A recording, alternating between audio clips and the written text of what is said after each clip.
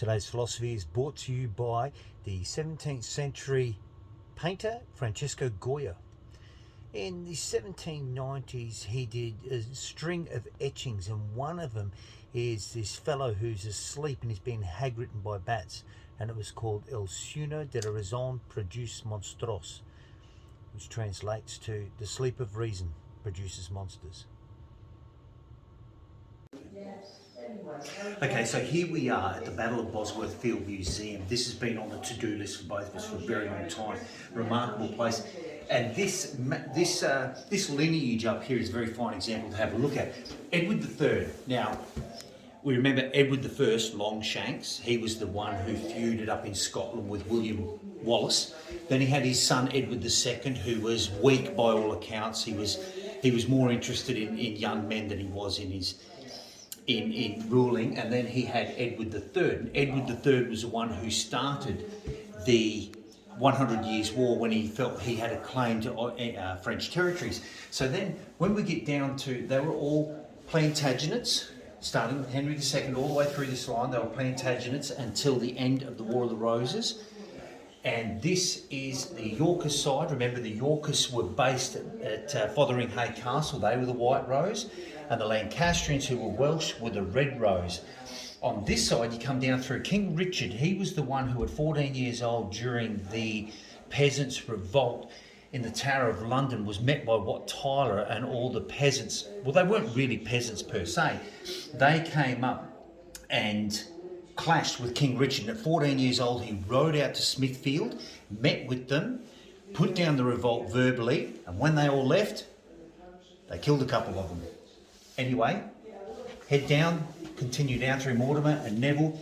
You get down to King Richard III. He's the one who was killed here, and he became king after his brother Edward IV had passed away. But technically, the princes were kings. So he was only Lord Protector on behalf of his nephews, the princes who were killed in the Tower. On this side, when you come down through John of Gaunt through the Lancastrian line, it gets very interesting when you get to, well, Henry V. He's the one turned to the side because he had an arrow in the side of his face, so he's not showing it. King Henry VI was the one, he was a rather weak king, but this is where it gets interesting. Margaret Beaufort, at 13 years old, she had Henry VII.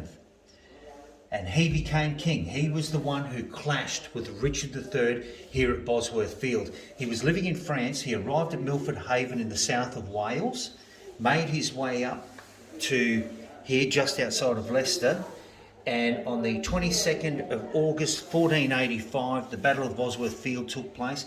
That's where Richard III was killed. He was stripped naked on the battlefield, taken back to Leicester, buried in an old monastery, and 500 years later, dug back up again.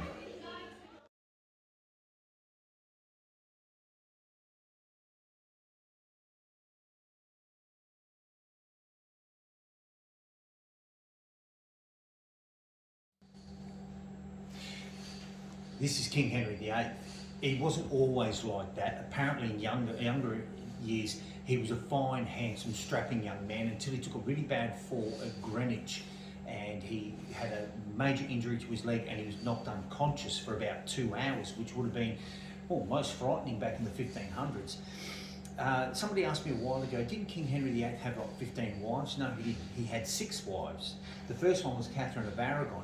She was the one that he wanted to divorce, but the Pope said no can do. So it led to the dissolution of the monasteries and the birth of the Church of England, where King Henry VIII decided he was going to split from the Holy Roman Empire from the papacy and create the Church of England. His second wife, Anne Boleyn, he spent a long time trying to court her, but she wouldn't give it away. She said, unless I can become your wife, I'm not going to give it away. And she was the one who used to live at Hever Castle, which isn't far from Hampton Court. So King Henry VIII used to ride through the forest out to Hever Castle to woo her. Eventually he did, and when everything turned sour and she couldn't give him what she wanted, he decided that he would execute her on allegations of having an affair. But they did together have Elizabeth, who became one of the Tudor queens. Then he had Jane Seymour, who died giving birth to his first and only son, Edward. Unfortunately, he passed away when he was 15. Then he had Anne of Cleves, who died after 6 months, divorced after 6 months. He had Catherine Howard, who he accused of having an affair, so he had her beheaded as well. And the only one to survive all that was Catherine Parr. She outlived him. That was his 6th wife. She outlived him, and she ended up, her partner and her ended up being good step-parents and guardians to Elizabeth, but unfortunately he was a little bit too personal with the young Elizabeth.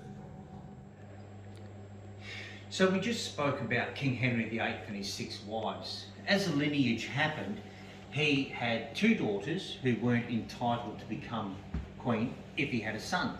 So he felt that his main goal, which is the reason why he divorced his first wife, Catherine of Aragon, was because she couldn't give him a son. By the time he got to his 3rd wife, Jane Seymour, she gave him Edward. Now that meant that Edward would ultimately become the next in line for the throne. But unfortunately he died when he was 15, which meant that Mary, his eldest daughter, if girls were available to be able to become queen, would have been. But Edward promised the throne to Lady Jane Grey. She was the 9-day queen. So for 9 days she was queen, and she didn't want to be. She was reluctant. She was only 19 years old, and she knew it was going to be nothing but trouble. And unfortunately for her, she was a Protestant. And Mary, being a Catholic, and a very strict Catholic, this was a problem. So Queen Mary usurped the role of queen, brought Lady Jane Grey and all her supporters into the Tower of London and had them executed.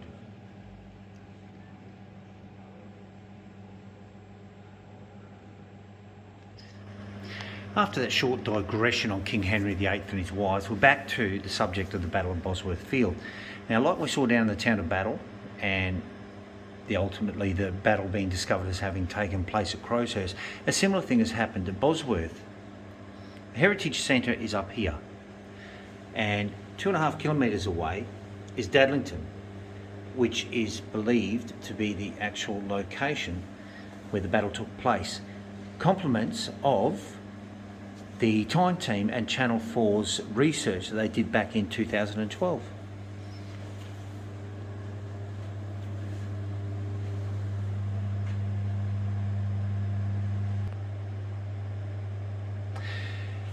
These are all some of the items that were found on the field. Some of these are belt buckles, some were shoe buckles. But what was found is, you'll see just below number 3, you'll see a tiny little boar. This was an item that was found close to where they think King Richard III had fallen. And this is apparently why he had, being a family crest, apparently why he had chosen to stay at a hotel called the Blue Boar in Leicester the night before the battle had taken place. Okay, so King Richard III is dead at the end of the War of the Roses. Well, it wasn't officially the end of the War of the Roses. The last battle took place in 1587, but it was the last major conflict of the War of the Roses that really had an outcome, a definitive outcome that would last, well, thereafter. When he was killed on the field, he was stripped naked and carried back into Leicester and buried in the Greyfriars Church.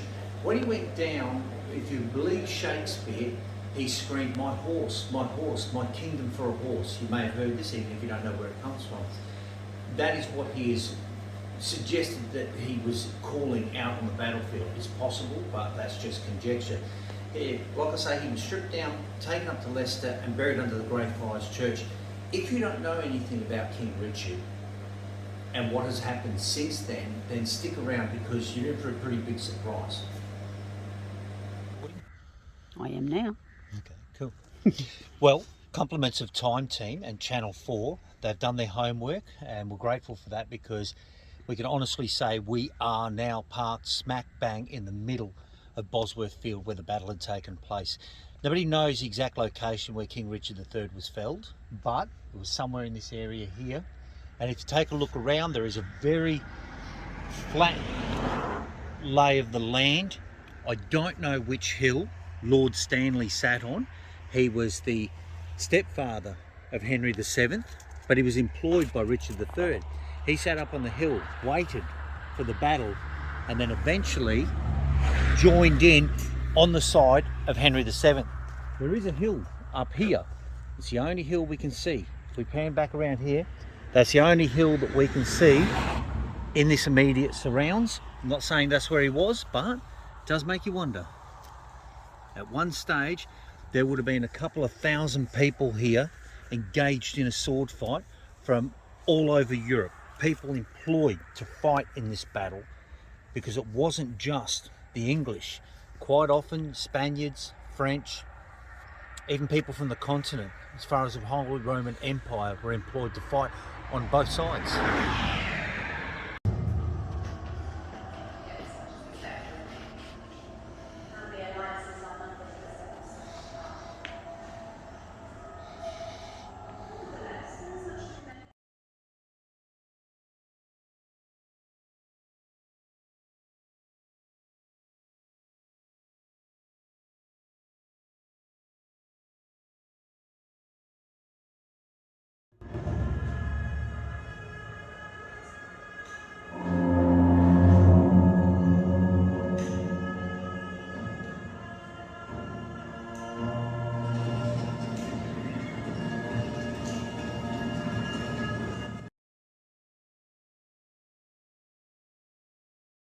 It had been thrown in the river, but perhaps not. Perhaps it could be found here, underneath this parking lot in the center of Leicester. Rarely have the conclusions of academic research been so eagerly awaited. We established that we would wish to conduct DNA analysis, comparing any DNA which might be extracted from the remains to that of living descendants. Could we get a sample of DNA to work with? All of these are highly consistent with the information that we have about Richard III in life and about the circumstances of his death. And I can now tell you there is a DNA match between the maternal DNA from the descendants of the family of Richard III and the skeletal remains that we found at the Greyfriars Dig. Behold, the skull of a king. Today, the University of Leicester pulled back the veil on the skeleton Richard unearthed. III is still one of England's best-known kings, more than 5 centuries later. How he died and what he was remains. I wonder what happened on this day in history. On this day, the 6th of December in 1865, the 13th Amendment of the United States Constitution is United States Constitution ratified and abolished slavery. On this day, 12 years later, Thomas Edison recorded himself reciting, "Mary had a little lamb."